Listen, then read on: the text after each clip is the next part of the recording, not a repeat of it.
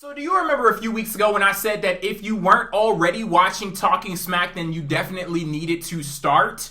If you did not listen to me then, I'm not taking any offense by it. It's completely fine. We'll work on that. And how we'll work on that is you doing something that I'm going to need for you to do in this one moment. I'm going to need for you, if you didn't listen to me back then, to go ahead and raise your hand and slap the shit out of yourself. No, I'm kidding. Or maybe I'm not. I don't know. But, yeah, you could either do that or you could pause this video right now and go to the WWE Network immediately and watch the last 5 minutes of this week's episode of Talking Smack. You don't even need to watch the whole show, but you need to watch the last 5 minutes of this fucking episode. When I tell you that, please believe me, and when you watch that segment, then you'll understand why. And as much as I want to talk about it right now, I'm actually going to let that marinate for just a little bit longer, and we're going to address that later on in the video. I'm going to start off with the main show, the actual episode of SmackDown tonight, because they gave us a lot of stuff to digest tonight, and I'm going to structure this video in a different way than I usually do. This is going to be like a championship special, because most of the championships over on SmackDown, and we got some new ones tonight, and we'll get on that, but most of the championships were featured on the show, and there was one that really wasn't, and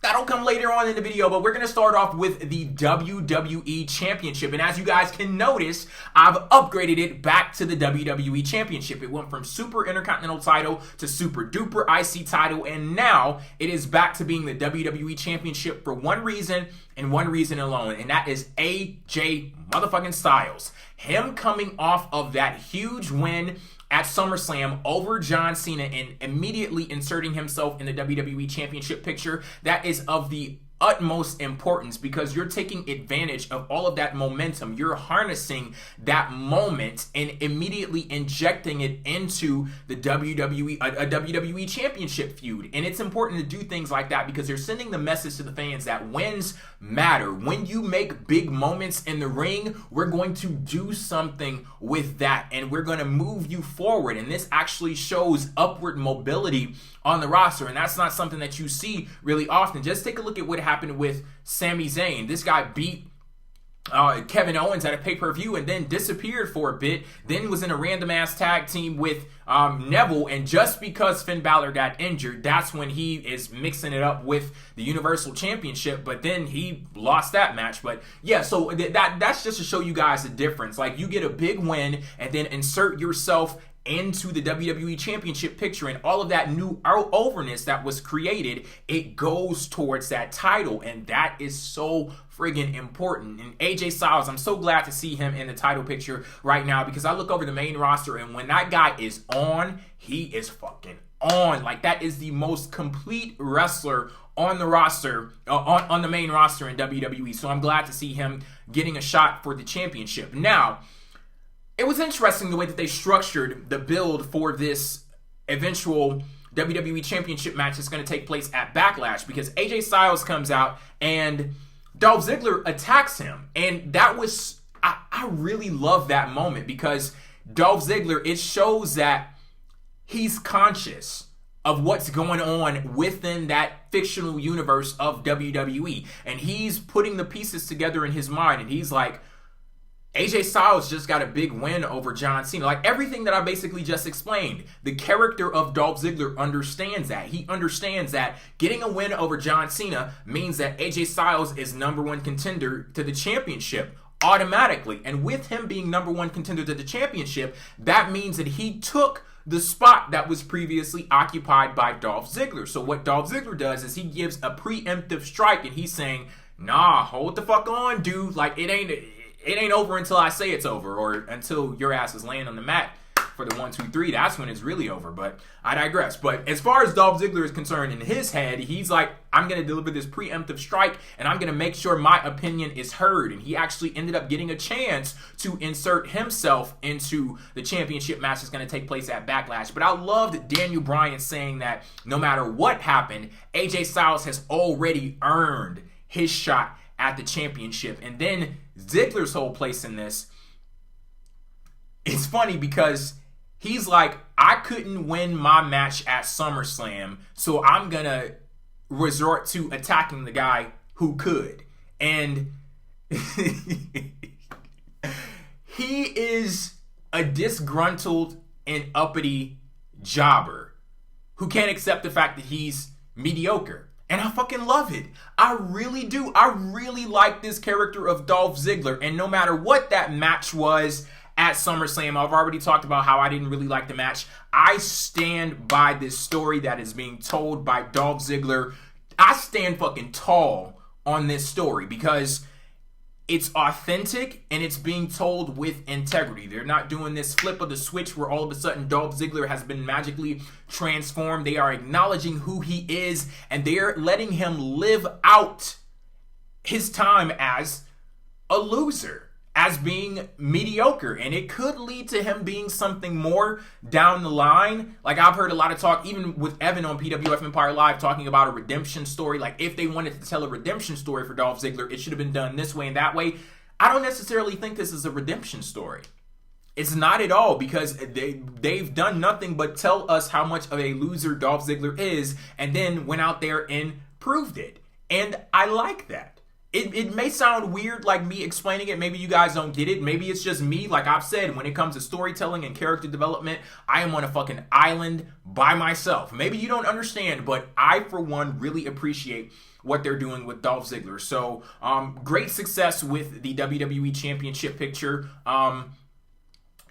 We'll move on to the tag team titles now. They introduced new tag team titles. They look just like the...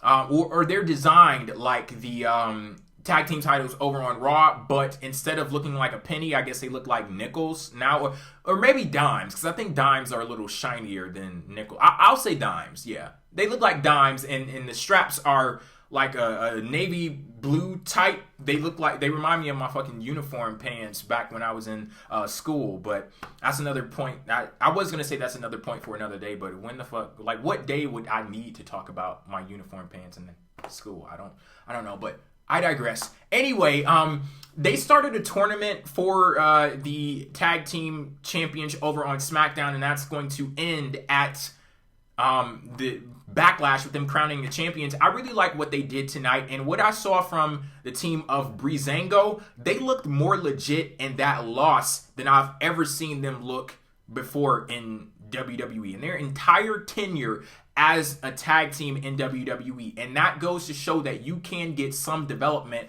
out of even a loss, and that was very important for them, and I see them establishing that foundation and building a tag team division. It is not a finished product right now. It is nowhere near a fucking finished product, but they are putting in that work. And then with the Usos, they're showing a bit of an edge. I saw Talking Smack, and they were on that show too. Like, if you guys want to check that out. That's not the segment I'm talking about, but that was pretty good too. They were showing a bit of an edge and taking a bit of offense, but it was all lighthearted. You could tell that it could possibly lead to somewhere, something else down the line. It was like a lighthearted offense to American Alpha declaring themselves as the alpha males in the tag team division over on SmackDown. So things are definitely building up. Things are getting interested, and I can't wait to see how it all turns out. Speaking of seeing how things all turn out, we got to wait to see who the new women's champion over on SmackDown is going to be. And that's going to be determined in a six-pack challenge featuring the six women in the women's division over there. Why did I even walk myself into this? I know I'm going to get a fucking name wrong. Let's see. Becky Lynch, Naomi, Natalya, Alexa Bliss, Carmella, and Nikki Bella. There we go. I got it. So yeah, all of them are going to compete in the six-pack challenge for the championship, and it seems as if Carmella has turned heel, and I looked at that as an interesting avenue to go down, because I had my mind dead set on Nikki Bella, a heel Nikki Bella versus Becky Lynch, and that's a match that could possibly be really fucking good, and that's still, if I could call it that, that's my money match for the SmackDown Women's Divas. Like, I don't for the SmackDown Women, I don't think you can get any bigger than that one there. So maybe we could still get that match somewhere down the line. Maybe not just in the face versus heel dynamic, but to have Carmella turn heel and Nikki Bella remain a face, that was definitely an interesting route to go. And I don't know, like the character of Carmella was not working. If you guys remember, if you watch NXT, you'll remember when Carmella was when she first got with Enzo and Big Cass, nobody fucking liked her. But by association, with her being with them and being their manager, through time, people grew to accept her. With her having that gimmick and moving up to the main roster without them, there are a lot of folks who are looking at her like, who the hell is this? And what the hell is going on here? Like, who brought her here? I don't know what this is. So them turning her heel, at the very least, they were conscious that what was happening with her previously wasn't working, and that was a pretty quick switch. So we'll see what happens there. This whole six-pack challenge, I'm hoping that it's structured in a way where they actually get to shine, because I know in the past when they did these multiple women matches and, you know, you got more than two of them in the ring, it just gets very sloppy and hard to follow. And it's like, oh my God, please end this fucking misery. I'm hoping that we've turned a corner from that and we actually get a chance to see them shine in this one. So we got WWE Championship out of the way, tag titles out of the way, the Women's Championship out of the way. Last and surely not least, but shit, I guess Bryan would say it's least now based off of the person that was holding it. The segment that I wanted you all to watch on Talking Smack was with Bryan and The Miz. So The Miz comes out and he acknowledges the fact that you promoted all of these championships on SmackDown. You had a lot of stuff going on with the WWE Championship. You introduced a Women's Championship and the tag team titles.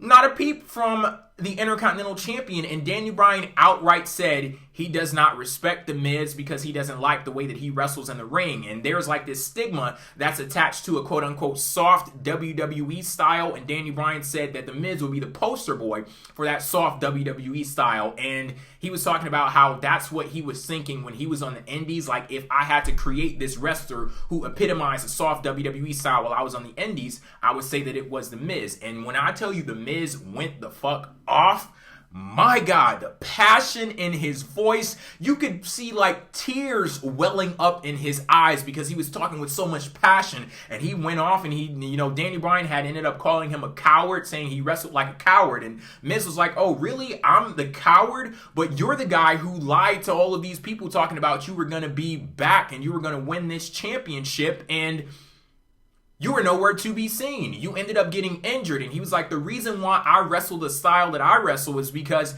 I can stand here as Intercontinental Champion. And this is a title that you wanted. This is a title that you talking about. You wanted to, heighten the prestige and the championship. And he went the fuck off. He was like, if you love wrestling so much, why don't you quit? You're a coward and you're hiding behind WWE. And man, I'm not going to do it justice by recapping it here. You definitely have to go watch it yourself. And when I tell you, like I said it a few weeks ago, like it may not rise to the level, like the format of Talking Smack, it may not rise to the level of creating magic, but at the very least, it's a fun show.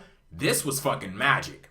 This was magic. Man, I love that fiery passion that we got from The Miz. And I'm wondering, where do we go from this point? Because this presents a very, very compelling little wrinkle in the relationship between The Miz as a wrestler on SmackDown and Bryan as his on-screen boss. Because if you look at it, the interesting thing is, Bryan is now looking at The Miz the exact way the Authority looked at Bryan. They looked at him and said, well, you may be doing this and you may be doing that, but I don't find that acceptable. You don't meet our standards. And The Miz was telling Bryan like, oh, well, you said you wanted me to do this and you wanted me to do that. At SummerSlam, I beat Apollo Crews. I beat him and I retained the championship. And Bryan stood there and told him in his damn face, I still thought Apollo Crews is more impressive. So you have an employee telling their boss, I'm doing everything you want me to do, but still you're not accepting me. And it's the same situation, just a little twist. The same situation that Daniel Bryan was in with the Authority. And then you also take into account the fact that, The Miz mentioned this too, the Intercontinental Championship was the last title that Daniel Bryan held in WWE. And there has to be some level of contempt in Daniel Bryan. And of course, I'm speaking from a storyline kayfabe perspective. There has to be contempt from Daniel Bryan's perspective to look at someone that you don't respect, to look at someone and you're looking down at the Miz, but he's in the spot that you want to be.